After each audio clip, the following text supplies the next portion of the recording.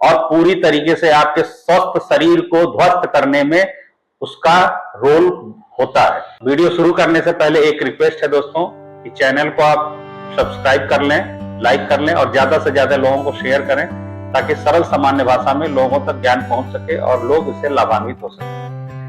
Subscribe के लिए कोई भी चार्ज नहीं लगता है, वो बिल्कुल निःशुल्क है, तो आपसे अनुरोध है कि ये सब्सक्राइब कर लें चैनल को। तो चलिए जानते हैं कि दिनचर्या क्या होनी चाहिए। आज के आधुनिक युग में इतनी भागदौड़ और इतनी विषमताएं हैं कि इंसान स्वस्थ रहना चाहे भी तो स्वस्थ नहीं रह सकता है। जब तक अपने स्वास्थ्य की आप खुद रक्षा नहीं करना चाहेंगे, कोई आपके स्वास्थ्य को बेहतर नहीं बना सकता है, ना ही कोई चिकित्सालय, ना ही कोई चिकित्सक। और अच्छा स्वास्थ्य न होने की वजह से आप अपने जीवन का आनंद अच्छे से नहीं ले सकते हैं। अगर आपको बेहतर तरीके से स्वास्थ्य लाभ लेना है, अपनी इम्यूनिटी सिस्टम को बेहतर बनाना है, तो उसके लिए दोस्तों आयुर्वेद के शरण आपको आना ही पड़ेगा।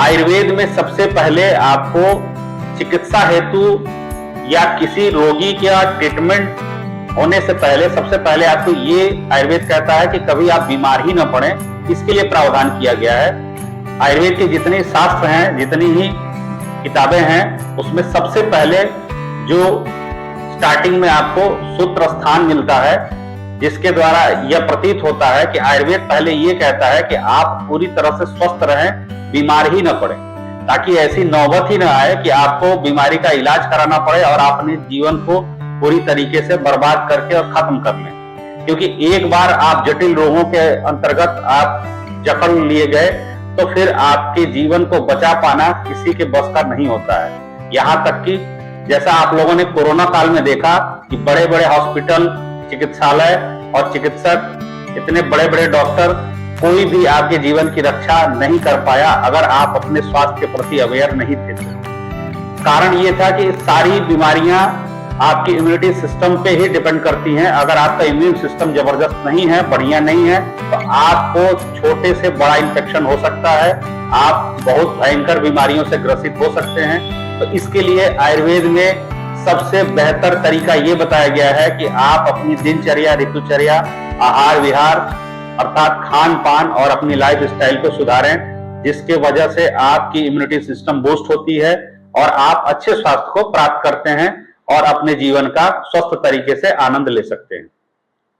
तो दोस्तों, दिनचर्या में सबसे पहले जो बताया गया है कि सुबह उठने के बाद आपको शौच आदि से निवृत्त होकर के दंत धावन यानी आपको ब्रश करना होता है, दातून करना होता है।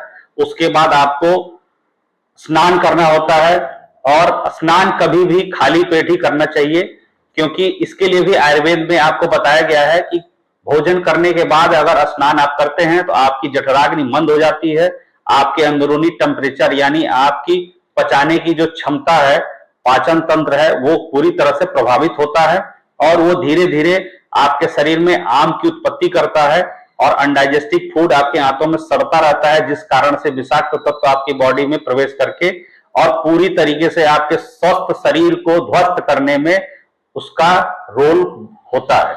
सबसे पहले आपको उठ के शौच आदि से निवृत्त होकर के ब्रश करना है, उसके बाद स्नान करना है। ब्रश या दातून कुछ भी कर सकते हैं, बेहतर तो दातून है। अगर अच्छी क्वालिटी का आपके एरिया में नीम की छाल, अगर नीम का पेड़ मिल जाए तो उसके डंठल से कर सकते हैं या बबूल से कर सकते हैं। कई चीजों से बेहतर दातून आपके क्षेत्र में जो मिले उसका उपयोग करके आप दातून कर सकते हैं। उसके बाद स्नान करना जरूरी होता है। उसके बाद भोजन का जो काल बताया गया है, सूर्य उदय से सूर्य अस्त तक भोजन, यानी सूर्य उगने से सूर्य डूबने के बीच में जब आपको भूख लगे आप अपने टाइम के अनुसार भोजन कर सकते हैं। जब आपका खाने का रूटीन हो, सुबह आप नाश्ता कर सकते हैं या भरपूर भोजन कर सकते हैं। दिन का भी भोजन आपके लिए अनिवार्य होता है।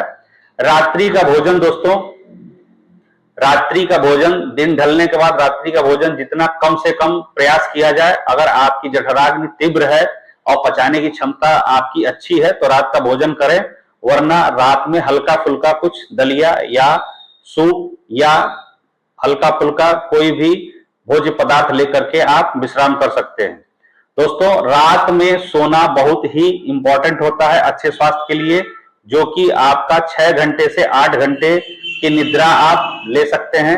अगर छोटे बच्चे हैं तो 12 घंटे 14 घंटे भी नींद लेते हैं, वो अपने चिकित्सक से आप एक बार विचार विमर्श करके उसी हिसाब से आप अपनी, अगर निद्रा में कोई समस्या है तो आप अपने चिकित्सक को दिखा करके और उससे आप चिकित्सा करा सकते हैं।